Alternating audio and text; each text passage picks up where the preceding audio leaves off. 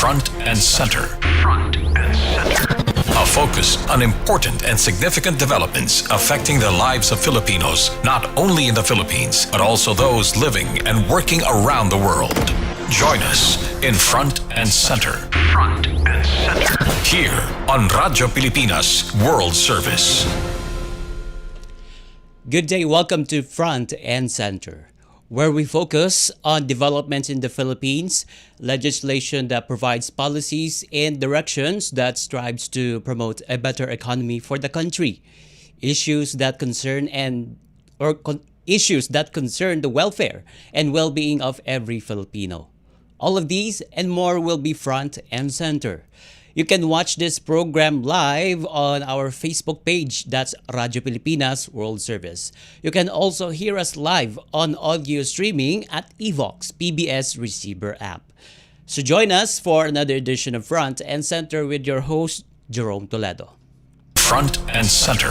Front and Center. Here on Radyo Pilipinas World Service. Filipino politicians and officials want to have a concluded code of conduct in the South China Sea. Senator Francis Tolentino, in particular, wants to see a concluded code of conduct in the South China Sea that upholds both the United Nations Convention on the Law of the Sea or UNCLOS and the 2016 Arbitral Award. China and the Association of Southeast Asian Nations or ASEAN are in talks for a substantive COC which will serve as a set of rules to manage tensions between claimant states in the disputed sea lane. Meanwhile, ACT-CIS Representative Erwin Tulfo, for his part, underscored the need for the Philippines to take on a tougher stance to complement with the COC.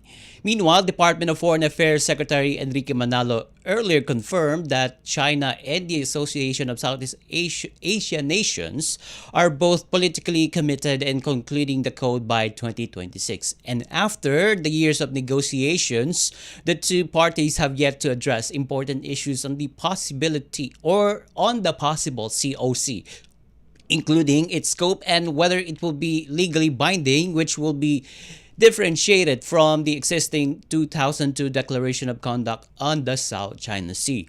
And it can be recalled that in October last year, President Ferdinand R. Marcos Jr. called on the ASEAN member states to fast-track the ASEAN-China Code of Conduct to advance meaningful progress amid China's continued aggression and harassment in Philippine waters. President Marcos Jr. said in his intervention during the 27th ASEAN-China Summit in Laos that there should be more urgency in the pace of the negotiations of the ASEAN-China Code of Conduct. President Marcos said that the unresolved dispute is regrettable, that the overall situation in the South China Sea remains tense and unchanged as the our maritime forces experience harassment from the Chinese maritime forces. Despite China's intimidation, President Marcos reaffirmed the Philippines' unwavering commitment to deepening and extending ASEAN-China relations in a comprehensive manner, thereby contributing further to the region's long-term peace, development, and cooperation. He added that parties must be earnestly open to seriously managing their differences and to reduce tensions. The chief executive emphasized the core elements of the COC, such as the milestone issues of geographic scope, as well as the relationship between the COC and DOC and its legal nature to this day remaining outstanding. The president also stood firm that the definition of a concept as basic as self-restraint does not yet enjoy consensus. And then he added that these milestone issues need to be tackled directly to make any substantive progress moving forward. Front and Center. Front and Center. Here on Radyo Pilipinas World Service. On some other developments in the country, on 2nd of May 2025 in Washington, D.C., let's go abroad, Philippines trade and economic officials led by Special Assistant to the President for Investment and Economic Affairs, Frederick Go, as well as the Department of Trade and Industry Secretary Cristina Roque and Philippine Ambassador to the United States Jose Manuel Babe Romualdez met with United States Trade Representative or USTR Jamieson Greer to discuss mutually beneficial ways to strengthen the bilateral relations between Manila and Washington. The meeting comes as the Philippine government seeks to negotiate the paused 17% reciprocal tariff imposed on the country by US President Donald Trump.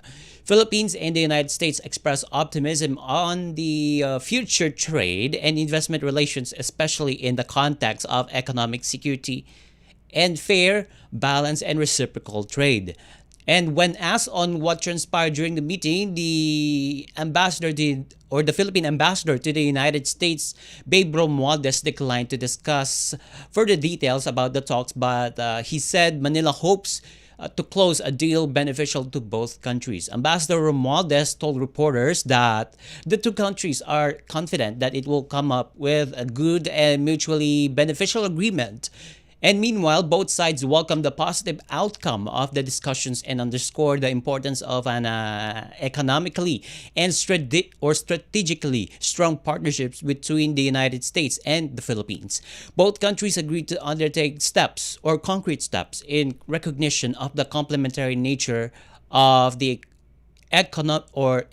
economies and the strategic value of the alliance. Before the meeting, Roque was quoted as saying that Manila aims to bring down the tariff rate on Philippine goods down to zero tariff. In addition, Secretary Roque sees this development as an opportunity for the Philippine economy. Last month, that's April, at the food fair in Mandaluyong City, the Trade Secretary said the Philippines would not retaliate against the recently imposed 17% tariff on certain Philippine goods entering the U.S. market as part of April 2nd's Trump's Liberation Day. The said official said that the Marcos Jr. administration prefers a constructive approach focused on strengthening trade ties with the United States. Roque also floated the possibility of lowering tariffs on U.S. imports as a gesture of goodwill in the hope that Washington might reconsider its decision. Also, on the economic zone side, the PEZA or the Philippine Economic Zones Authority with its Director General Tereso Panga said last month that the country's free trade agreement and other preferential trade schemes are expected to mitigate the impacts of the Trump administration's reciprocal tariff on Philippine exporters. And aside from being a participant in the Regional Comprehensive Economic Partnership, and also at the Association of Southeast Asian Nations or ASEAN, and also a pending member in the European Union Generalized Scheme of Preferences Plus or EU GSP Plus, the Philippines has FTAs with Japan, South Korea, and the European Free Trade Associations. And all of this, the Philippines is in a better position compared to other ASEAN member states and Asian nations amid President Trump's reciprocal tariffs order on countries worldwide. Front and center. Front and center. Here on Radyo Pilipinas World Service. More significant developments in the country. We will discuss that when Front and Center returns.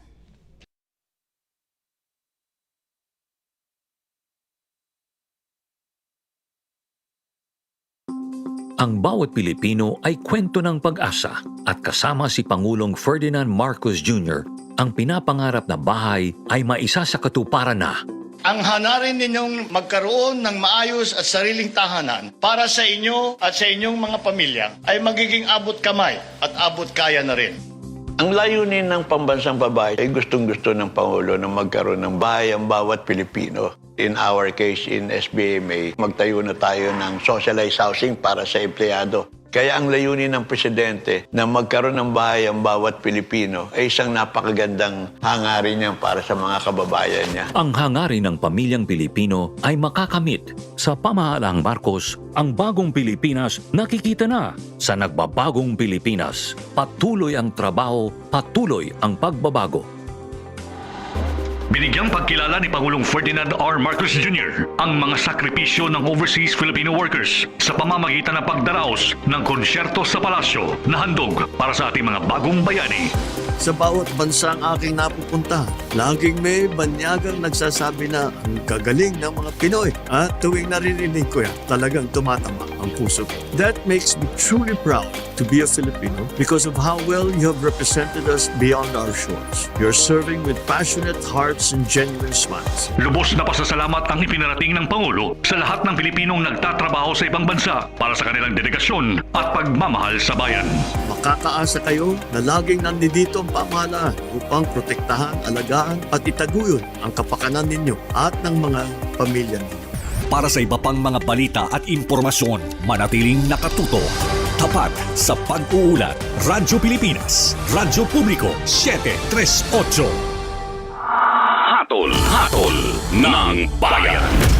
Election Quick Facts. Campaign period. Ang opisyal na campaign period para sa mga national candidates ay magsisimula sa February 11, 2025 at mayroon silang 90 days para mangampanya. Samantala, mayroon namang 45 days para mangampanya ang mga tumatakbo para sa local positions at magsisimula ito sa March 29, 2025. Ang campaign period ay matatapos sa May 10, 2025. Hatol ng bayan. Election Quick Facts. Walang material na bagay na makakatumbas sa halaga ng edukasyon. Gaya ni Pangulong Ferdinand R. Marcos Jr. na hangaring mabigyan ng magandang edukasyon ang bawat batang Pilipino, ito rin ang nais ng Clark Development Corporation. Ibinahagi ni CDC President and CEO Attorney Agnes de Vanadera na katuwang nila ang OB Montessori at Bloomberry Cultural Foundation Incorporated para maipatayo ang CDC OB Bloomberry Family Care Centers para sa ating mga kababayang katutubo. Kasama natin ang private sector para maipatayo ang isang gusali na makakatugon sa pagpapatupad ng daycare program, makakapagpatupad ng pagtuturo sa mga nanay tungkol sa health and sanitation and nutrition. Sa nagbabagong Pilipinas, patuloy ang trabaho, patuloy ang pagbabago. Huy, nabiktima ka na ba ng fake news sa panahon ng digital media?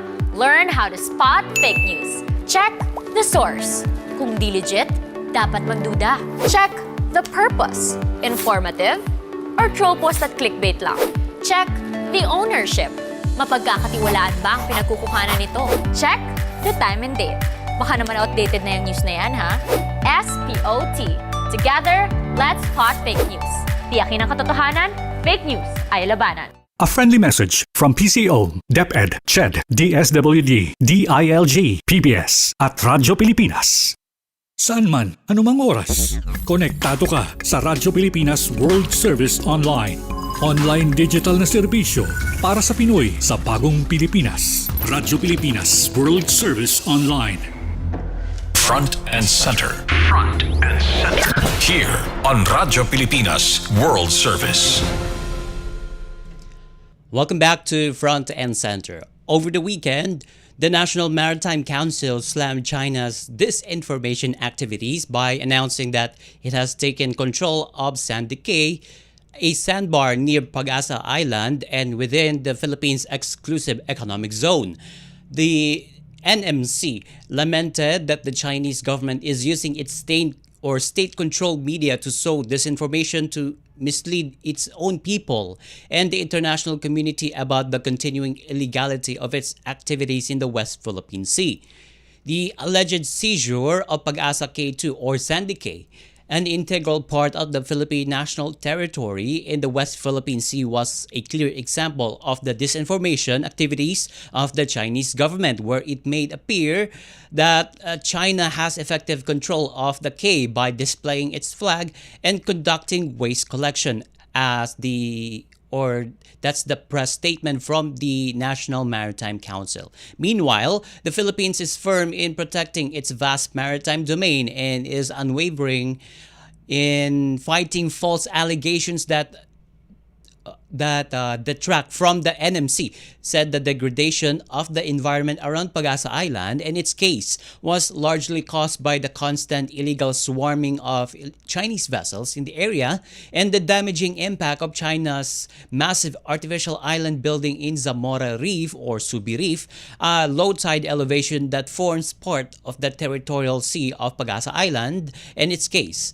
Meanwhile, the NMC urged China to comply with its obligations under international law, particularly the United Nations Convention of the Law on the Law of the Sea or UNCLOS and the 2016 South China Sea Arbitral Award. It also called for the proper implementation of the 2002 Declaration of the Conduct of Parties in the South China Sea. Not only China and the Philippines is battling for the sovereignty of the said sandbar, but also Vietnam. And in a statement, Vietnam's Foreign Ministry spokesperson Pham Tu Hang said that its government had issued protest notes to the countries involved regarding violations of its sovereignty over Sandy Cay. He demands claimants to respect the sovereignty over the archipelago, urging them to refrain from actions that further complicate the situation. And based on the earlier reports of Beijing state media, the Chinese Coast Guard implemented maritime control over Sandy Cay last month. And also, the Sandy Cay, also known as the Pag-asa K2, is one of the sandbars situated west of Pag-asa Island in the Kalayaan Island group of the Philippines. And China lays claim on the maritime feature, calling it Tianjiao. The Philippine Navy, Philippine Coast Guard, and Philippine National Police Maritime Group conducted a routine visit to Sandy Cay and the surrounding waters of K1 and K3 on Monday to counter China's narrative. Meanwhile, the Philippines also raised its flag on Sandy Cay to assert its sovereign rights over the area. Front and center. Front and center. Here on Radyo Pilipinas World Service. And meanwhile, Filipinos will choose candidates this election on May 12. And as the survey released by the Octa Research, the survey said that Filipinos will choose candidates that promotes affordable basic goods and services and enhance healthcare. And by that, is there any explanation behind this preference? So let's find out with our fellow of the Octa Research, none other than Professor Guido David. Professor Guido, thank you for joining us in the program. This is Jerome Toledo of Front and Center on Radyo Pilipinas World Service. Yes, hi. Good morning, Jerome, and good morning sa mga viewers and listeners.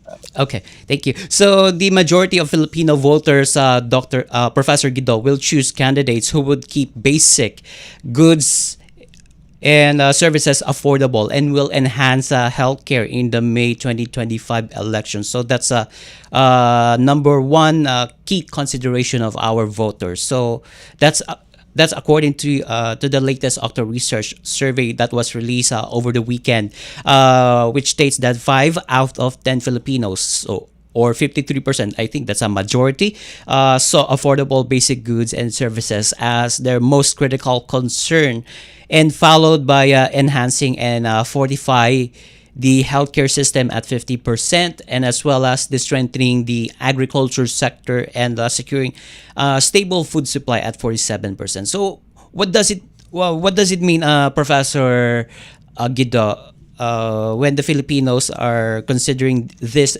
three concerns? Well, it means na syempre the main concern pa rin of the voters is yung mga personal well-being. Yep. So it's related sa economy and sa healthcare and food supply or food security. Although to be fair, based sa mga reports, the inflation rate is projected to decrease down to about 1.3%. So that's actually a very healthy or low inflation rate, which means na yung prices of basic goods and services will be stabilizing already. So I mean, does that mean hindi na siya concerned? Well, it's still siguro a concern for the public kasi prices continue to be, I mean, they won't go down. I mean, prices of gasoline siguro have stabilized. We can see na nasa mga 50s, low 50s na lang yung price ng gasoline and diesel. Pero yung basic goods and services, because of the inflation over the past 1 to 2 years, particularly caused by the war in Ukraine, it has kept mga prices up. But it's no longer going to be, ako mismo personally, Jerome, I don't think it will be as big of a concern. Of course, yun nga. But economy is a concern. People want jobs. They want job opportunities. Pero yung nakikita ko dito is the healthcare system. Mataas siya. It's 50%. So, the government focusing its efforts on healthcare and, agricultural sector. That seems to be key. And kaya the public have spoken na gusto nilang candidates who will look at these concerns and will help fix them. And isa ko pang ma-mention, Jerome, although it's not as high, but it's actually surprising. It's there, 18% defending Philippine territory, especially in the West Philippine Sea. So let's not forget, that's almost 1 out of 5 Filipinos who are saying that this is a factor for them when they vote for the upcoming elections. Okay. But also, Professor Guido, the survey also noted that 18% of the respondents will likely vote for a candidate who advocates defending Philippine territory, especially in the West Philippine Sea. Though it is included as one of the voters' consideration, it's as I read the survey here, it's ranked 11th among the voters' consideration. And also the disheartening part of the survey, which I would like to highlight, Professor Guido, is that the voters will consider a candidate that would advocate for a law against political dynasties and ending corruption in the government. So just what I mentioned, this considerations is the least thing that Filipino voters are considering right now, and the topmost is meeting to make ends meet. So, what do you think of this? Well, it just means that it's not top of mind for them, kasi the public, the voters have spoken, and their top of mind is related to their personal well-being. So, for example, Jerome, if people are hungry, they don't think about, corruption as much. I mean, they think about corruption, but but issues such as corruption and political dynasties and West Philippine Sea, these don't directly affect the voters. They will affect the voters long term, but in the short term, directly, it won't affect them. It won't bring food to the table, for example. That's what I mean. Or if they're sick, it won't make them better. But these are definitely concerns that we should be thinking about long term. So, kumaga, the voters want something more immediate for themselves.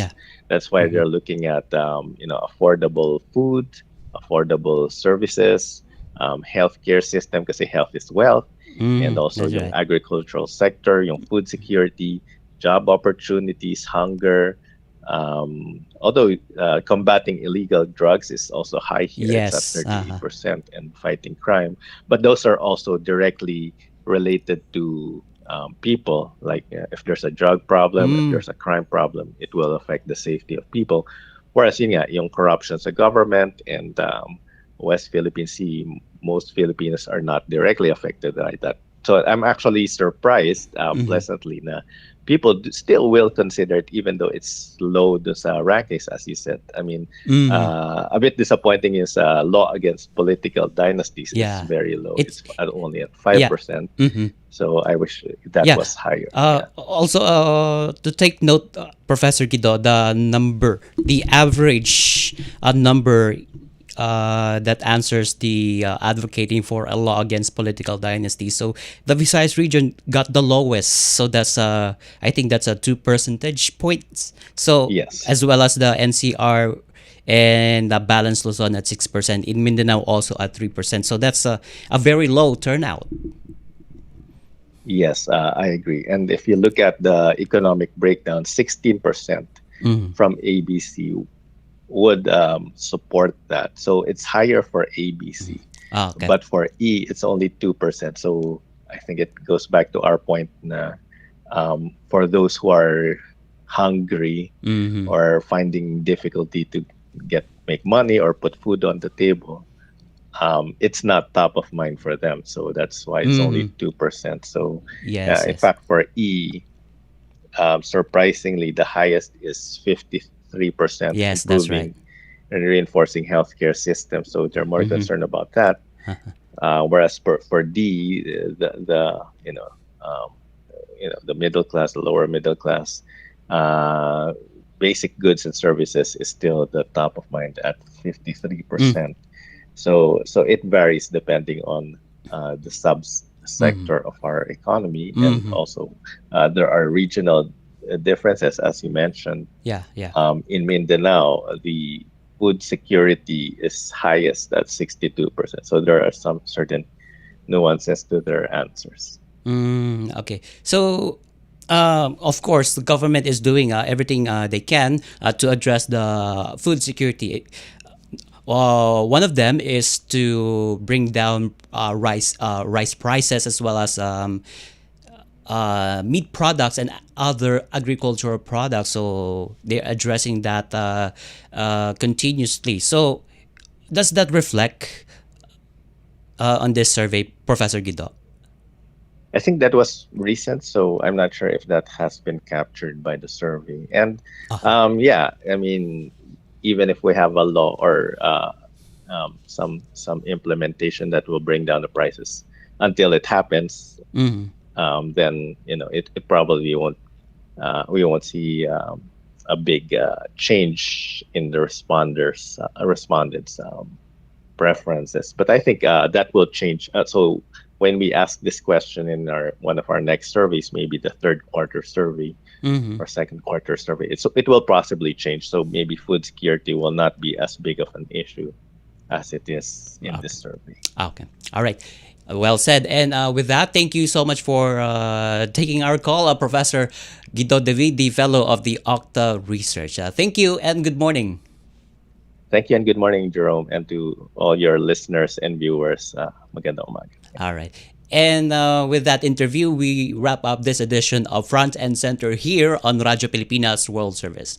Together with our technical team and our production team over at Radyo Pilipinas World Service, this is your host, Jerome Toledo. Until next time, mabuhay, love the Philippines. Front and Center. Front and Center. A focus on important and significant developments affecting the lives of Filipinos, not only in the Philippines, but also those living and working around the world. Join us in Front and Center. Front and Center. Here on Radyo Pilipinas World Service.